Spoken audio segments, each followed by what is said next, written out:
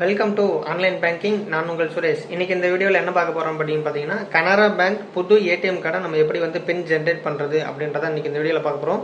So வாங்க வீடியோக்குள்ளே போயிடலாம். இப்போ நான் கனரா பேங்க் ஏடிஎம் முன்னாடி வந்துட்டேன் நண்பா. பார்த்தீங்கன்னா இவங்க ப்ரொசீஜர் போட்டிருக்காங்க, எப்படி ஏடிஎம் பின்னை நம்ம சேஞ்ச் பண்ணுறது அப்படின்ட்டு. ஸோ இந்த ப்ரொசீஜரை நீங்கள் பார்க்குறதுனா பார்த்துக்கோங்க. ஸோ இப்போ நான் மேனுவலாக ஏடிஎம்மில் எப்படி பண்ணுறது அப்படின்றத பார்க்கலாம். பார்த்தீங்கன்னா இன்றைக்கி தான் எனக்கு ஏடிஎம் கார்டு ரிசீவ் ஆனிச்சு. அதாவது நேற்றே வந்துருச்சு, இன்றைக்கி ஹாலிடே.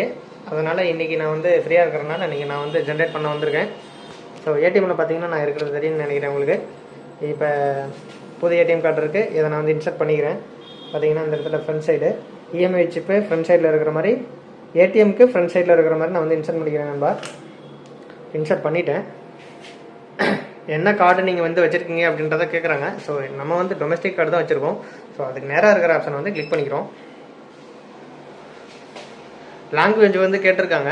ஸோ அதுக்கு கீழே பார்த்தீங்கன்னா க்ரீன் பின் ஃபர்கெட் பின் அப்படின்னு சொல்லிட்டு ஒரு ஆப்ஷன் இருக்குது. ஸோ இப்போ நம்ம அந்த ஆப்ஷனுக்குள்ளே தான் போக போகிறோம். ஸோ க்ரீன் பின் ஆப்ஷனை கிளிக் பண்ணிக்கிறேன்.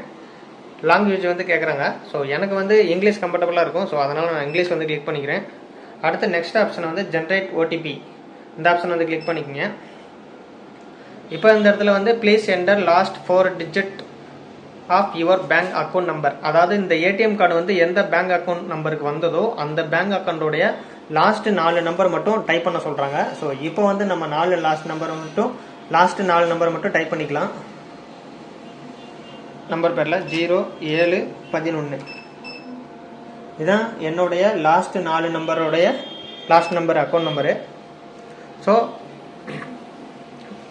நம்மளுடைய மொபைல் நம்பருக்கு, அதாவது லிங்க் பண்ணியிருக்கிற மொபைல் நம்பருக்கு ஓடிபி ஜென்ரேட் ஆகிருக்கும். அந்த ஜென்ரேட் ஆன ஓடிபியை இந்த இடத்துல நான் என்டர் பண்ணிக்கிறேன் நண்பா. என்டர் பண்ணதுக்கப்புறம் கரெக்ட் ஆப்ஷனை கிளிக் பண்ணிட்டேன்.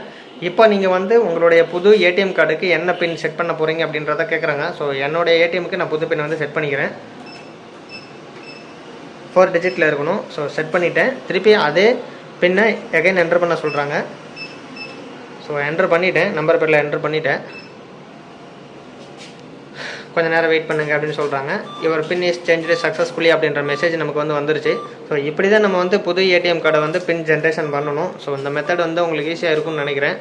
வீடியோ உங்களுக்கு யூஸ்ஃபுல்லாக இருந்திருக்கும்னு நினைக்கிறேன். வீடியோ பிடிச்சிருந்தால் லைக் பண்ணுங்கள், ஷேர் பண்ணுங்கள், நம்ம சேனலை சப்ஸ்கிரைப் பண்ணி சப்போர்ட் பண்ணுங்கள். டிஸ்கிரிப்ஷனில் சேனலுடைய லிங்க் நான் கொடுத்துருக்கேன், கிளிக் பண்ணி ஜாயின் பண்ணிக்கிங்க. வாட்ஸ்அப் குரூப், அதாவது வாட்ஸ்அப் சேனலுடைய லிங்க் நான் கொடுத்துருக்கேன், கிளிக் பண்ணி ஜாயின் பண்ணிக்கிங்க. நன்றி, வணக்கம். மீண்டும் நல்லதொரு வீடியோவில் நாளை சந்திப்போம்.